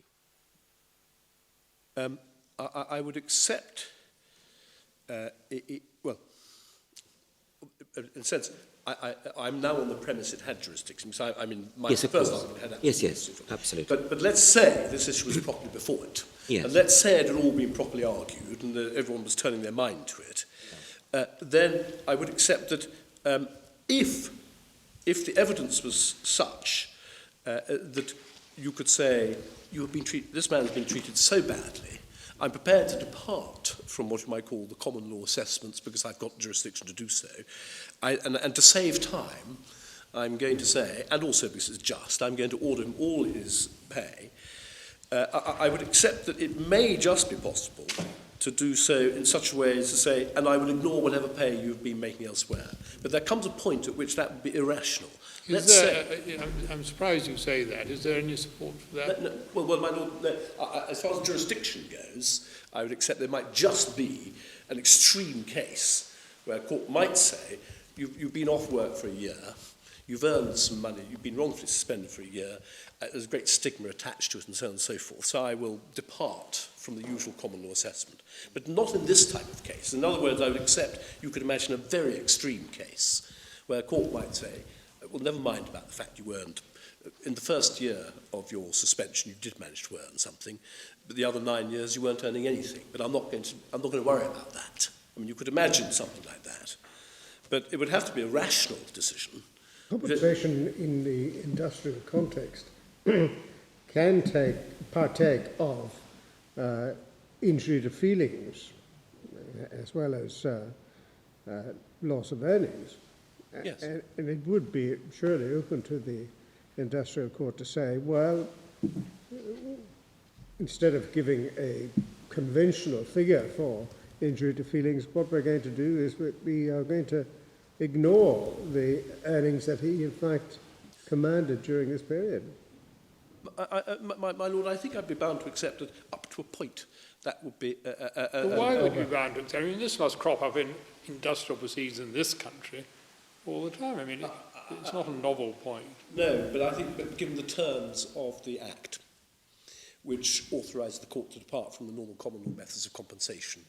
Yes, and within some sort of reason. I mean, if it's going to give exemplary damages or damages for injured feelings, well, it needs to say that's what it's doing. Well, precisely, my lord. But just if I've asked the narrow question, does the court have to follow what you might call the standard conventional principles of assessing loss? I'm bound to accept the answer is no, simply because of the terms of the Act. And there's a case which my learned friend refers to called the Illuminat, which suggests that you might have a sort of standard award of 2 years or something without regard to earnings received in the meantime. But one can imagine that type of case. But if we're talking about could the court ever have jurisdiction to do what it appears to have done here, had the matter been properly debated, I would have said no. It was wholly irrational. So you can't depart from the compensation principle No. without a reason. There's got to be some good reason, and you can't, I do respect this, but you can't just depart from what you might call the causation principle. You can't just say, well, I know you've only suffered £5 worth of loss, but I'm going to give you 400. You can't do that. But also, where you had specific evidence on this aspect, you would have to make some sort of finding on what the earnings were. Well, exactly.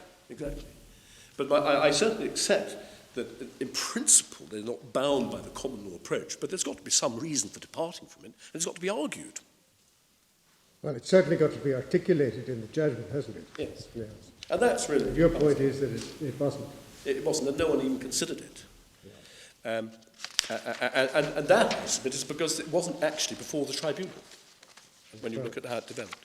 My lords, you have my submissions on what the right way of resolving this case is. Send it back for an assessment of damages.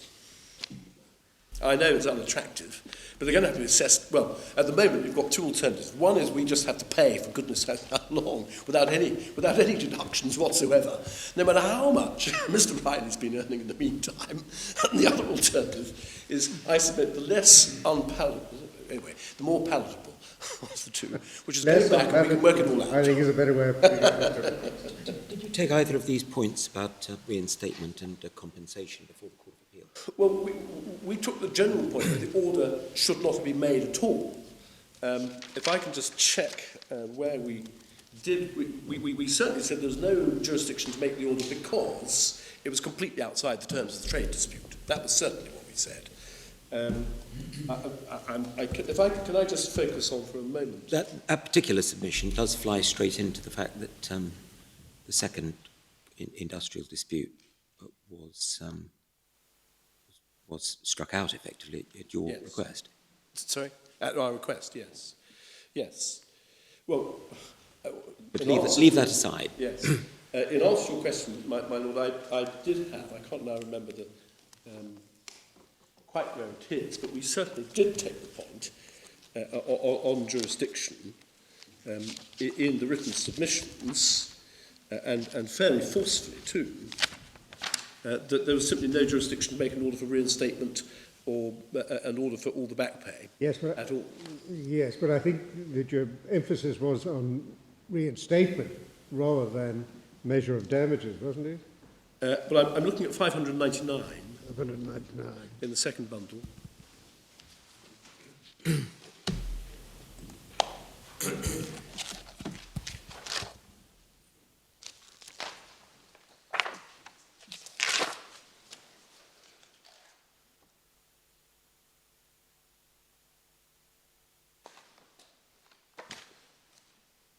Which paragraph? In paragraph 28.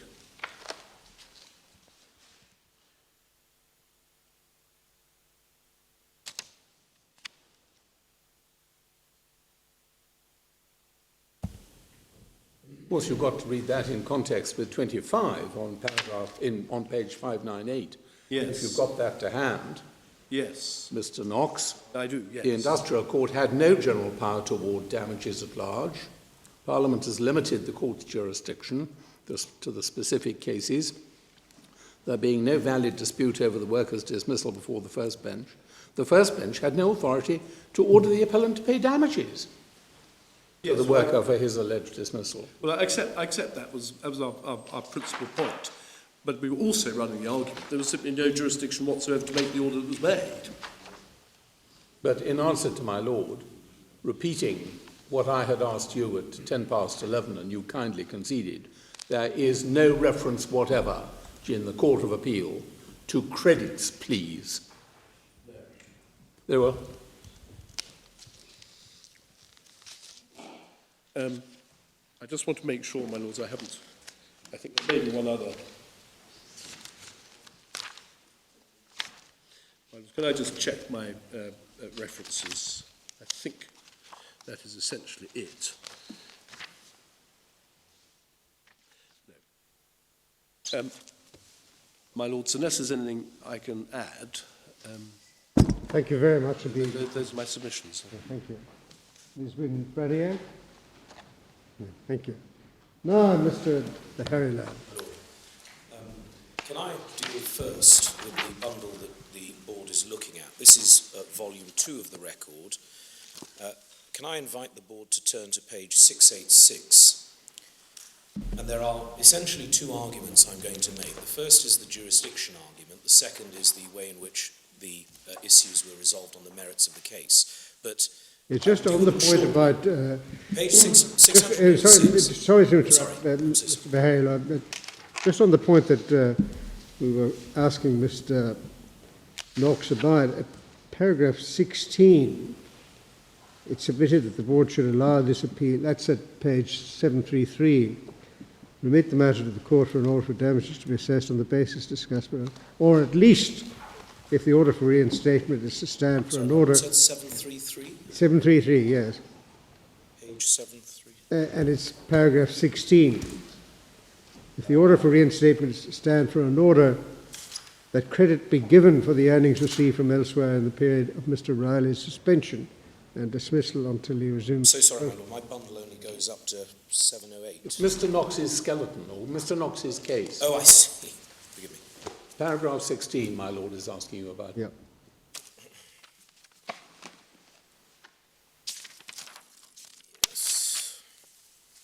Yes.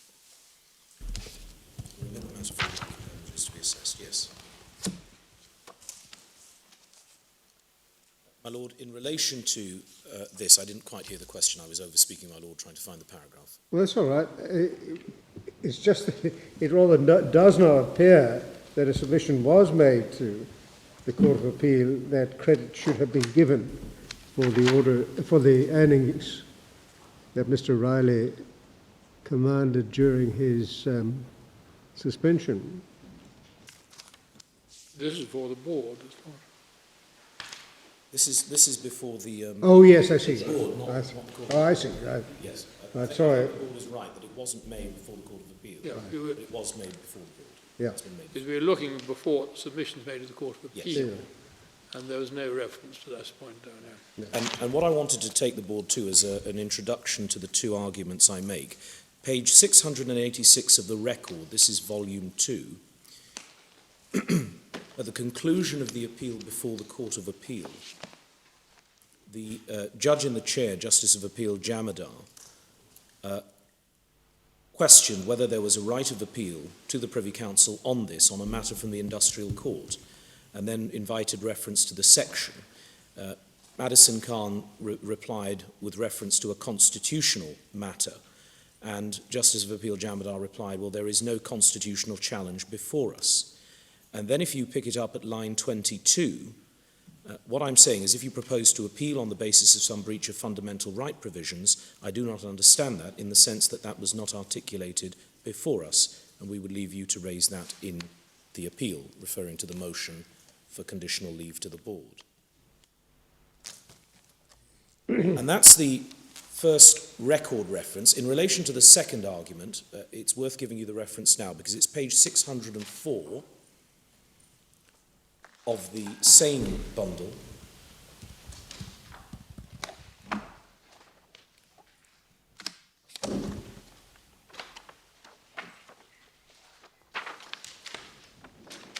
and it's paragraph 42, the closing written submission for the appellant. And essentially, they were submitting for an outright allowance of the appeal, and that any payment of any kind, they refer to damages, being quashed. So they were arguing, we say, against any order for damages and for an outright success in the Court of Appeal. Now, my Lord, in relation to the jurisdiction argument, I'm going to try and finish this if I can before 1 o'clock, because it is a short argument, but it is actually rather interesting, bearing in mind what the board has done in a subsequent case. First and foremost, if you look at page 844 of the bundle, this is the Authorities Bundle, Volume 1.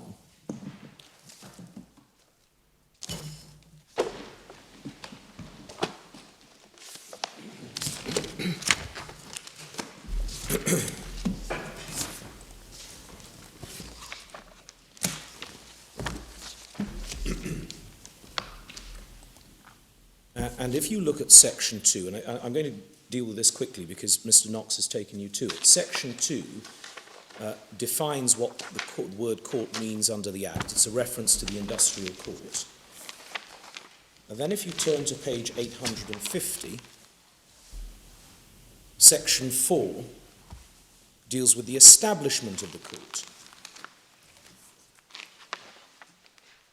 Then going straight away to page 862,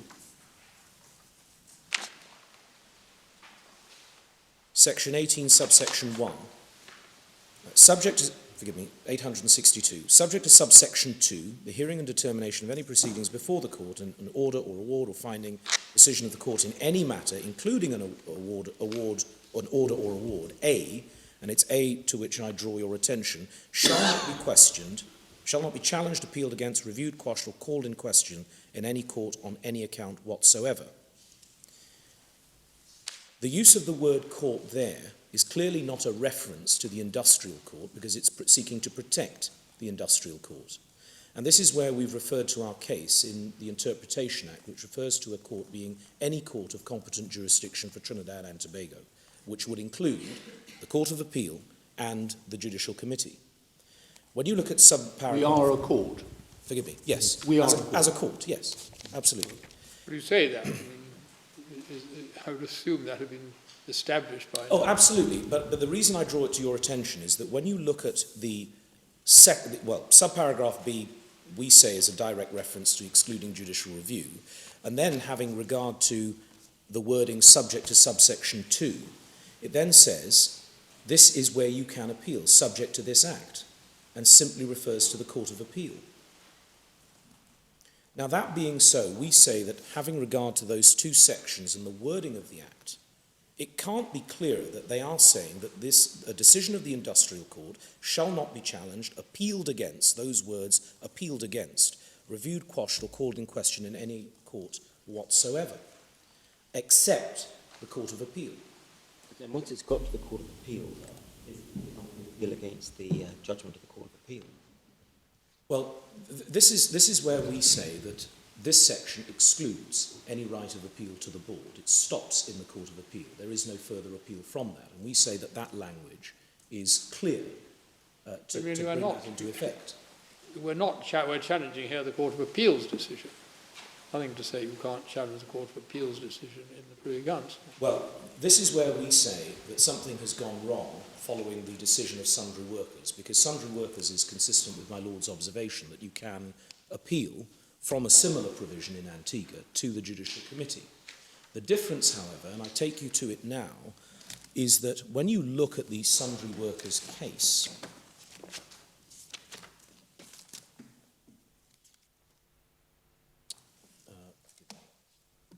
I'm losing bundles. The speech of Lord Bridge. This is Lord Bridge of Hatch, yes. It's volume 1 of the Authorities Bundle, tab 8, page 1005 in the electronic bundle.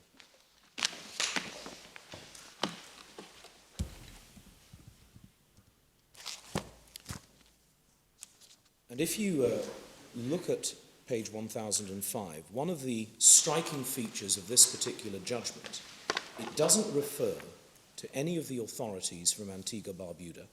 It does not consider any of the other Caribbean authorities, in particular authorities from Trinidad. It does not consider Hansard. In fact, at page 1005, lettering H, it makes it clear that no cases were cited in the advice of the board. And if you turn to page 1007, you see, this is at lettering H, the very similar provision in the Antiguan legislation to section 18, which is in similar if not identical terms.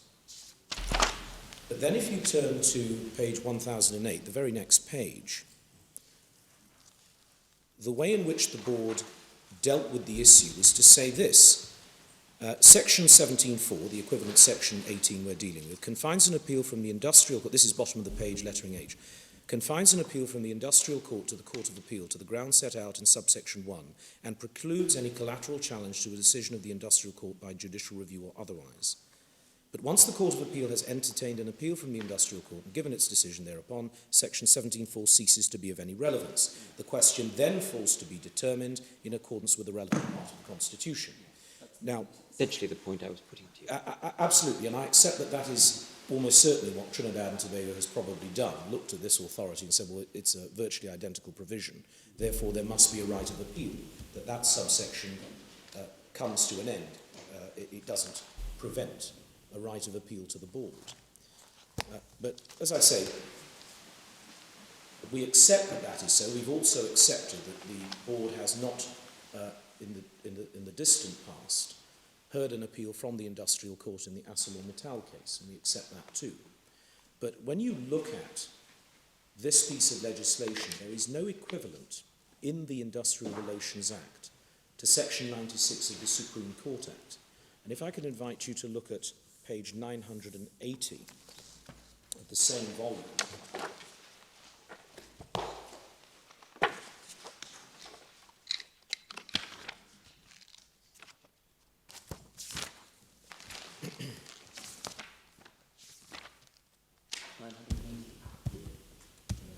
Mr. Justice Foskett, I think. It's a wrong reference. This is section 96, is it? Section 96 of the Supreme Court of Judicature Act. This is the Trinidad Act. Yes, it is. And it's tab 6. It is. My electronic bundle says page 980. Well, it's tab 6, volume 1. Yeah. And it's top of the page, page 62 of the PDF, section 96 of dealing with appeals to the Privy Council.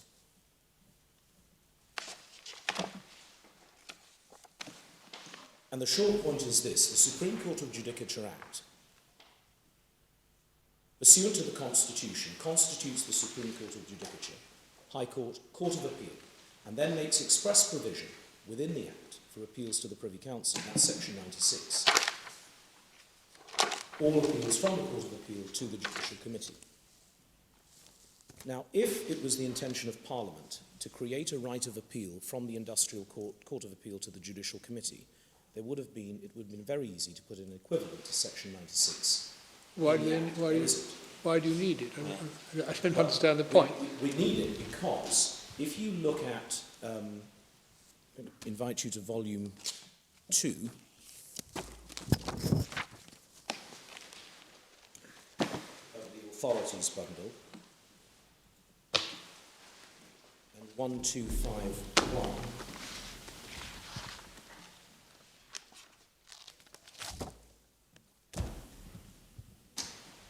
This is a judgment of... What tab is this? This is tab 24. Thank you. Volume 2, Yes. page 1251. And this is dealing with a constitutional argument that was raised under the previous Act, but concerning the Industrial Court. And this is how Chief Justice Hayatali dealt with it. There is nothing in these provisions... Hang on a second, we've got to catch up. I mean, I'm really finding this very difficult to understand, this argument, Yes. but let's take it. Where we got? Volume 2 Yes, of the Authorities Bundle, page Yeah. 1251, tab 24. yes.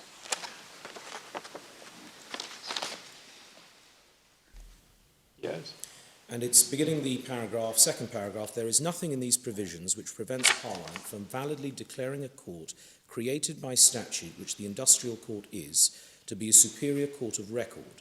If Parliament so declares, and this is the important part, then it does not and cannot follow that such a court thereby becomes part of or is encompassed within the framework of the Supreme Court of Judicature established by the Constitution.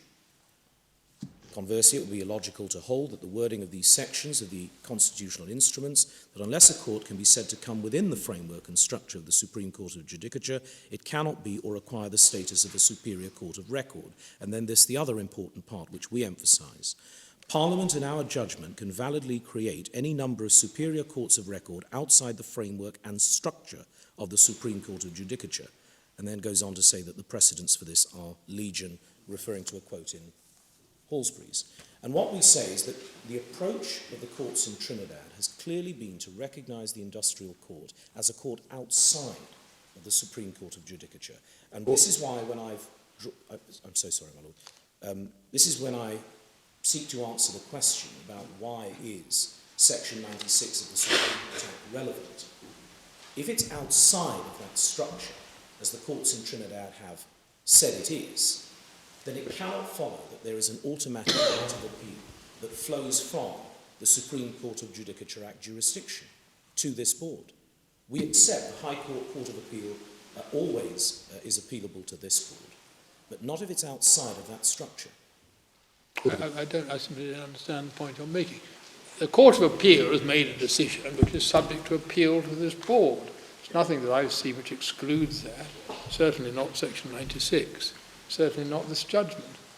So it may be that I'm then not persuading you, but I see one of the things we've sought to point out is the way in which the courts in Trinidad have approached it is that the Industrial Court was a new court. yeah, we had that. We've got the Employment Appeal Tribunal here, which is a superior court of record, but it has an appeal to the Court of Appeal, and there's appeal from the Court of Appeal to the Supreme Court. Yes. But in this particular instance, there would have been no need to create an appeal to the Judicial Committee. If you have an act which is creating a court, which this did, and creating rights of appeal, which we see in Section 18, surely you have to look to the originating act, the act that creates the court, to say what the rights of appeal are. Not necessarily, because Parliament enacts new provisions against the context of the existing law and the existing statute book. So if it was already covered on the statute book, you wouldn't need to have any special provision. I accept that, milady, but if you are, in this particular instance, creating a court and circumscribing rights of appeal so precisely, surely that can be taken to mean that I'm creating a court and I'm creating the rights of appeal, and it doesn't include an appeal to the board. But that is the short point in relation to that judgment. And again, just so that the board has it, if you turn to page 1021, this is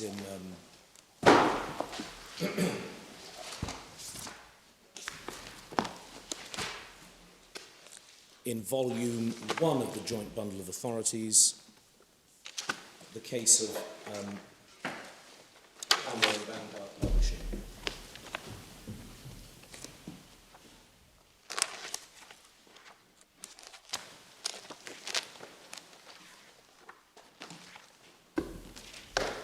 It's 1021 at letter I. Refers to the constitutional reforms and integral part of the Trinidad and Tobago Constitution. It is provided that there shall be a Supreme Court of Judicature for Trinidad and Tobago consisting of a High Court of Justice and a Court of Appeal with such jurisdiction and powers as are conferred on those courts respectively by the Constitution or any other law. And then if you turn over the page to 1024,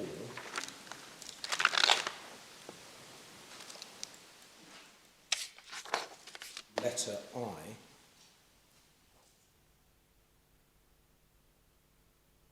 Industrial Court is not a branch of the Supreme Court of Judicature.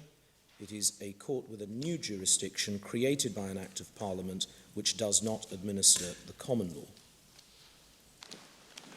And what we say, my Lord, is that these are all indicators, strong indicators, that make it clear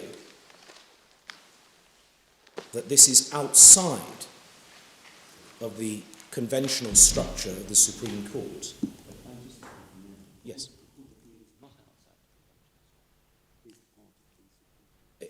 I agree, but because this is a creature of statute, so the argument is being made before the board, you can create a right of appeal to the Court of Appeal, but then having specified what the grounds you can appeal to that court are, if there's to be a further right of appeal from a court that has been created outside of the Supreme Court, it should be prescribed in the Act. And that's the point we make. And it isn't.